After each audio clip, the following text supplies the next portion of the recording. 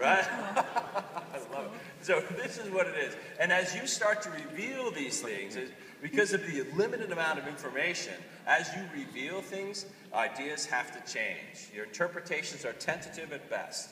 And with each new bit of information, your ideas have to change.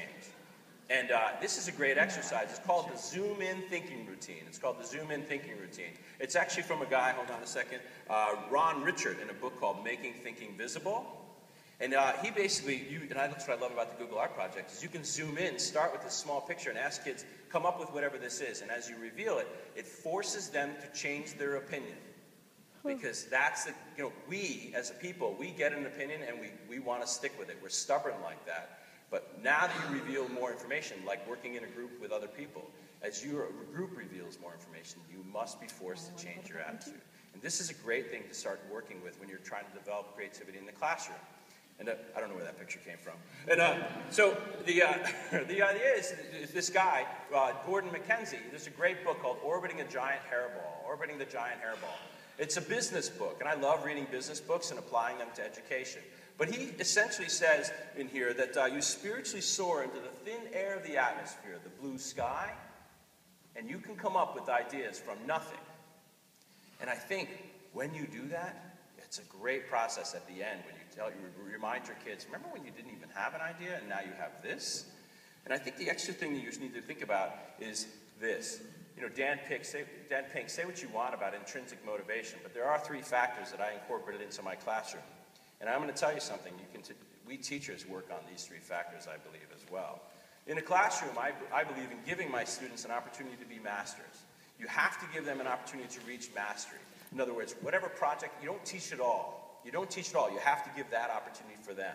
And just like we as teachers, we are always looking to be better teachers. We're always looking at our work and trying to adapt that. So working towards mastery is another thing to help build that motivation. Purpose, we all have to have a purpose. One of the main reasons I left the classroom, it lacked my purpose. And when I lost one of these 3, I actually started looking at my job as money. And as you know, it doesn't hold up for very long. And the last thing is autonomy. When you look at autonomy, giving kids that freedom, you give them the sandbox and you say play. My kids would always say, Mr. Sill, what do you want from me? I don't know. A video, I think? And they're like, how do I get that? And I'm like, I don't know. How do you want to get it? And that autonomy, giving them that opportunity to kind of create that world, fantastic results. Fantastic results. The thing is that sometimes these kids, they fall in love with an idea, and they take that idea straight to failure. Let them. That's right. Let them. Do not help them to success with that. If they have an idea and they want to run with it, you let them run with it. And from that failure, they'll figure out that I need to change some things. And I love that. And the fact is that with Daniel Pink, I actually went into my classroom and I got rid of grades completely. I wouldn't tell anybody that. I gave them grades. But I told them that. I said, hey, look at your neighbor. They have the same A+ you do. And they looked at their neighbor and they said, what? That kid's not doing anything. I'm like, yeah, he's got an A+. Now what? What are you going to do now? And so what they did is they did amazing things because they had to stand up here just like I'm standing up in front of you and show their video to the class. And that's where the A+ was earned. That's where the A+ was earned, when they had to showcase their failure to the whole class. And by the way, I asked for responses from my class for that. Ooh, it's so much fun as a teacher. So much fun. And I think the thing is here, you have to give, with creativity, you have to give them time. You have to allow time, because in that book, Gordon McKenzie, he makes a great comparison. He says, if you look at a cow, and you look at a cow and they're in a field with grass, what are you looking at? You're like, that's a lazy cow. You're just sitting there and they're not doing anything. The fact is, they're making milk. And you're going to hurry a cow to make milk? You can't, so you have to allow time. And I know, we don't have any time. My wife's a 5th grade teacher. She talks to me all the time about it. She doesn't have any time. Got all these other things I got to talk about. But I think if you give it time, you're going to find amazing results. And so, the thing is, okay, Sill, you're up there jib-jabbing about this stuff and all this creativity, I'm convinced, but how do I do it? I sat in a seat just like you with Ken Robinson. I convinced somebody to pay me to go, and it was great. They paid for my ticket too. So I was listening to Sir Ken Robinson talk about creativity. And in the middle of the speech, this lady steps up to the microphone. She's like, you're talking about creativity? how do we do that? And he goes, I don't know. And it was really funny because I think he was kidding.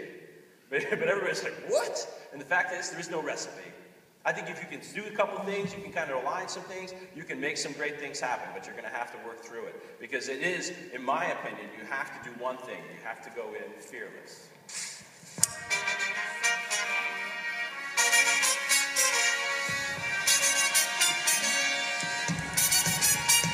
All right, kick back, relax, and grab yourself a beverage. If you want to just bounce to my lyrics, the evidence, as they say, is in the pudding. So show me the money like my name is Cuban pudding. It ain't fool's gold, let's go.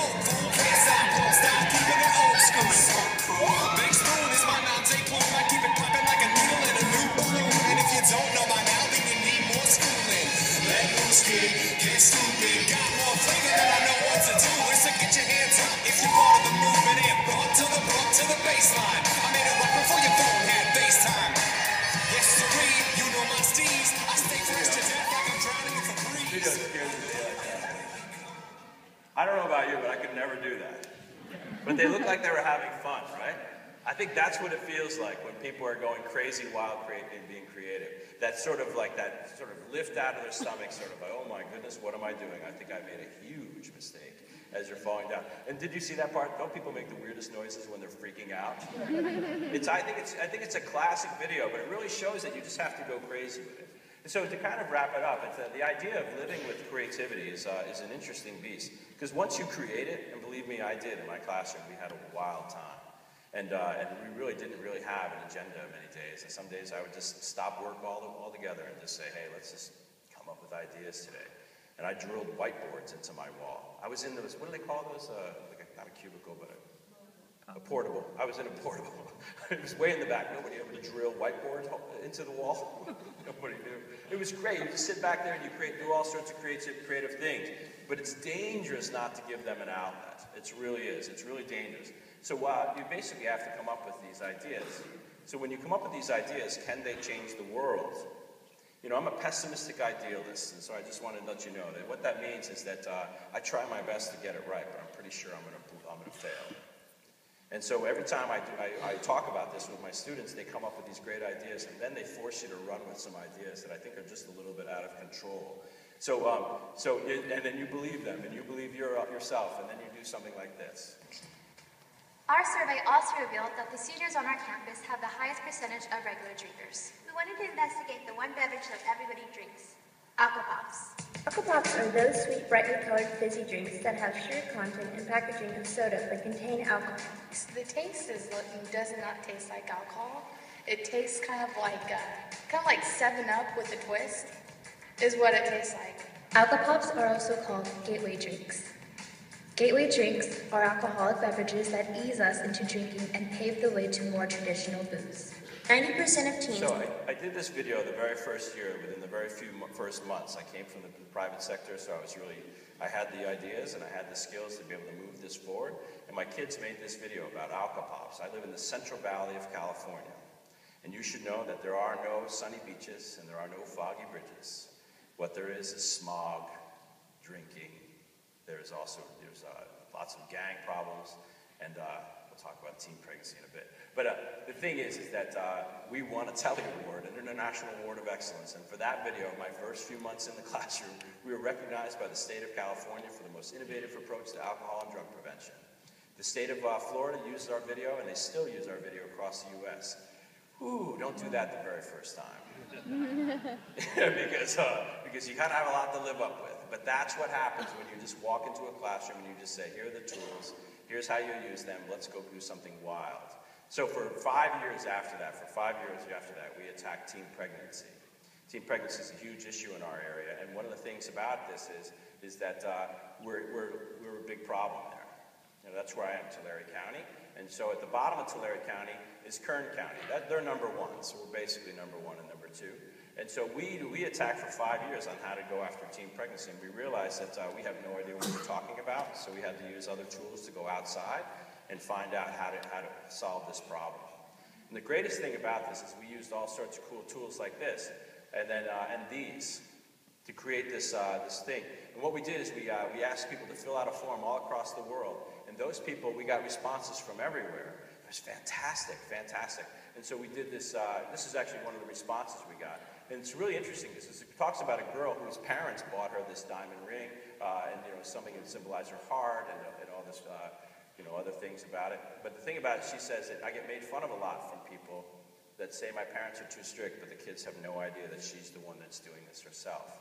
And right at that moment, I realized because my video projects never worked.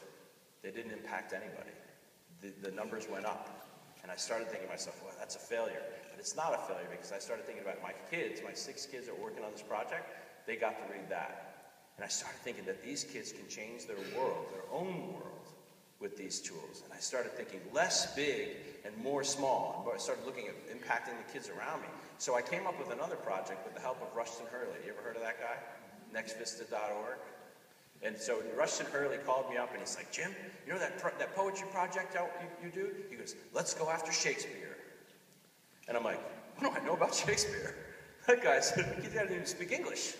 And I'm like, I took film for a reason in college. I don't want to learn about Shakespeare. And then he's like, yeah, that's a great idea. And I said, okay, maybe you're right. Maybe me not knowing anything about Shakespeare will actually work.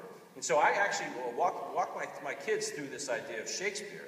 And we use Google Books to find Shakespeare. We use Google Books to interpret Shakespeare. We went to YouTube to hear what Shakespeare sounds like.